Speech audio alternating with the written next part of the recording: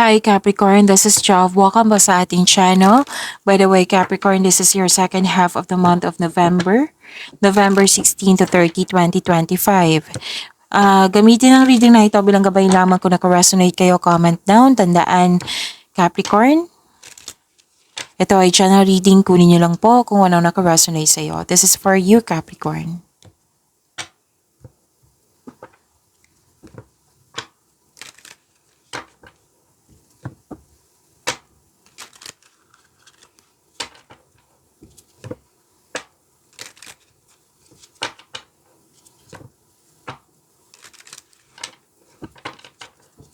Para po ito sa iyo, Capricorn, ngayong November 16 to 30, 2025.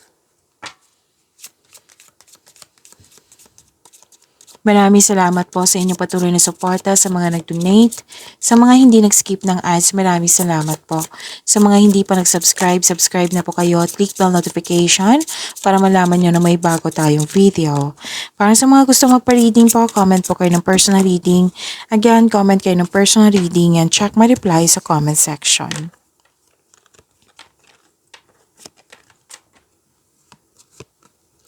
May parating na malaking pera or di kaya news or information at malalaman mo din yung totoong intensyon ng isang tao sa iyo. May harvest po dito, pwedeng literal na harvest, pwede din na sweldo mo, pwede din na, anong tawag nito? Yung naging fast moving yung product mo, pwede din na binayaran kayo sa binigay niyong serbisyo. Tapos may naalala kayo dito Actually, dalawang card po nagsabi dito. May naalala kayo regarding sa loss of connection. Pwede na mismo or nagpaalala sa iyo or pinaalala sa iyo. May biglaang pagbabago po. Tapos may nakita ako dito gusto mo mapag-isa para makapag-isip, para makapagpahinga.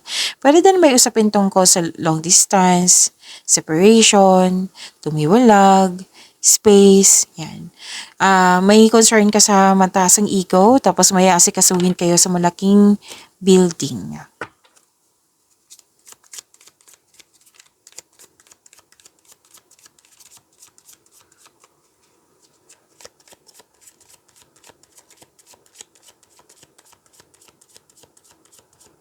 Energy po ni Capricorn.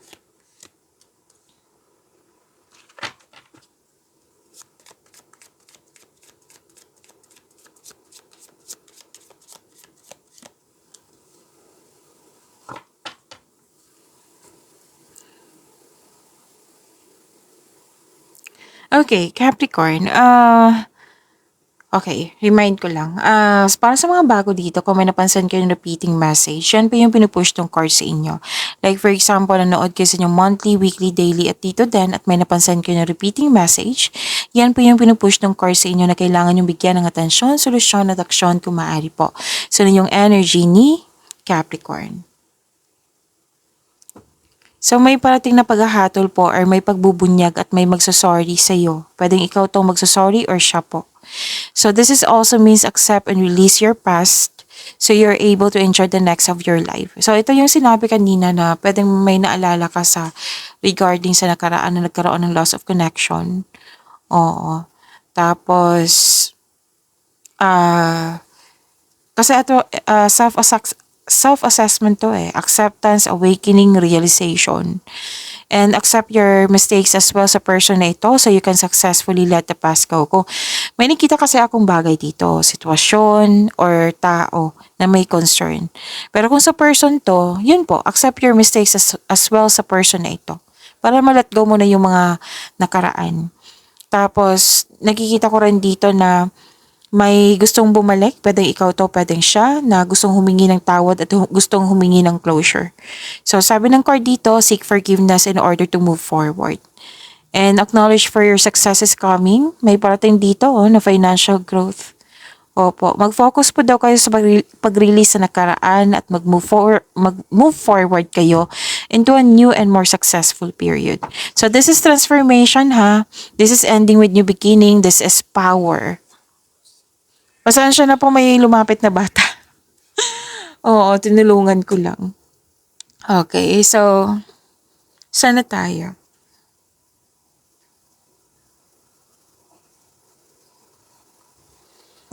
Okay, so success and new doors opening. Opo.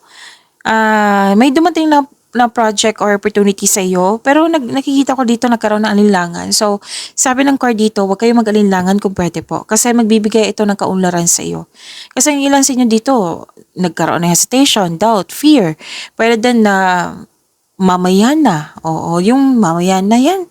Oo, so huwag niyong baliwalain. Kasi ito, I consider this is an answered prayer. O, binigay sa iyo yung tools ng universe, from the universe, na tinulungan kayo ng universe na para makamit yung layunin mo sa buhay. So, kailangan ng aksyon. So, huwag niyong baliwalain. Huwag kayong magkaroon ng hesitation sana. Para mawala tong hesitation na ito, kailangan yung gumawa ng konkretong plano. Kasi makatulong din ito sa itong konkretong planong ito ay makakatulong din ito sa pagkakaroon ng confidence. May increase yung confidence mo. Okay? So, huwag kayong mag-alinlangan sana. Kung pwede po. Nag-spend time ka sa mga tao na malapit sa iyo kasi nagbibigay silang motivation sa inyo. And pwedeng may travel talaga na mag-decorate kayo sa inyong bahay. Oo.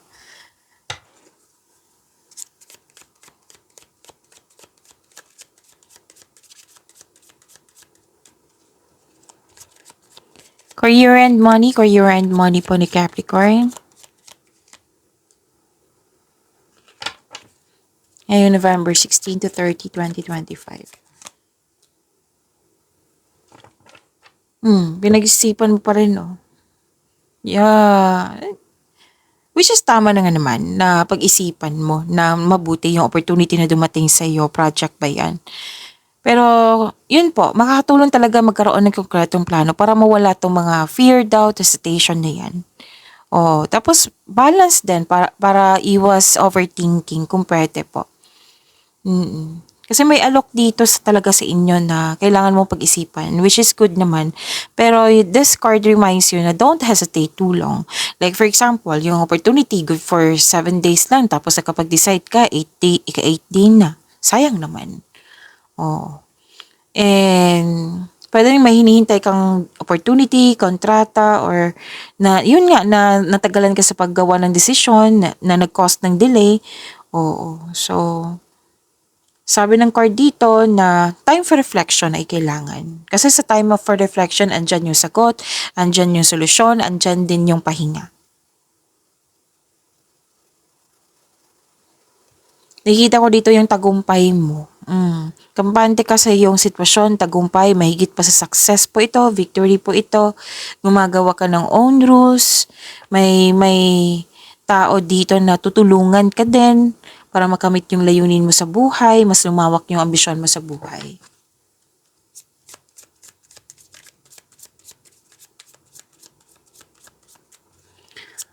Love life, self-love, partnership, and romantic Capricorn po.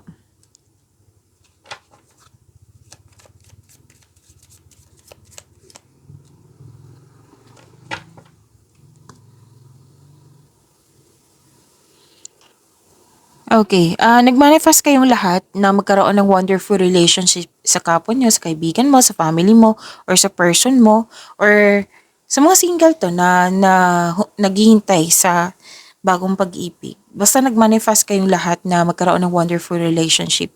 At ang response tong card nyo dito na your manifest will be granted soon, pay attention lang kayo sa pagbalanse sa inyong emotion with your thoughts, and while remaining grounded and passionate po para ma-attract mo yung green flag na tao. Okay? And please know that you are divinely guided po.